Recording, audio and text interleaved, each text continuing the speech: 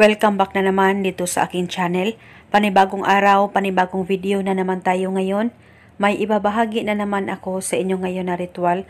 Ito'y simpleng gabay at simpleng pamamaraan at ito ay makakatulong sa inyo.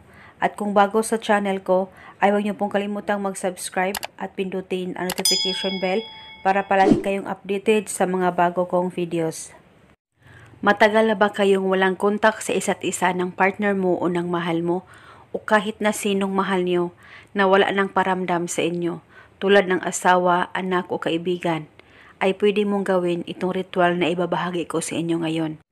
Basta palagi lang talagang magtiwala sa kahit na anumang ritual na iyong gagawin. At gawin itong ritual sa kahit na anong araw o oras na gusto nyo. Ang gagawin mo lamang ay kumuha ka lamang ng plastic na bote ng mineral o bote ng soft drinks ay pwedeng gamitin. At dapat malinis po ito.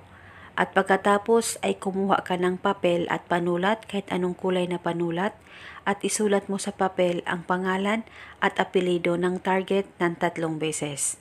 At pagkatapos ay i-roll mo itong papel na sinulatan mo ng kanyang pangalan at apelyido at ilagay mo lamang ito sa bote na inihanda mo.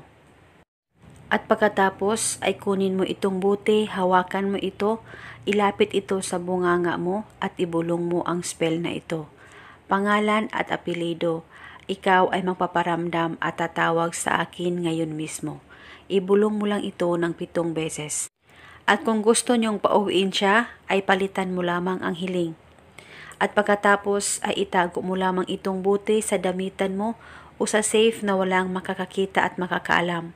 Huwag niyo po itong takpan at bulungan mo ito hanggang 7 araw sa kahit na anong oras o pwede mo ito bulungan hanggang kailan mo gusto.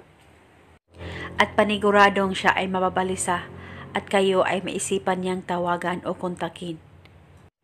Basta palagi lang talagang magtiwala sa kahit na anumang ritual na iyong gagawin. At eto muna sa ngayon, maraming salamat po sa panunood. May God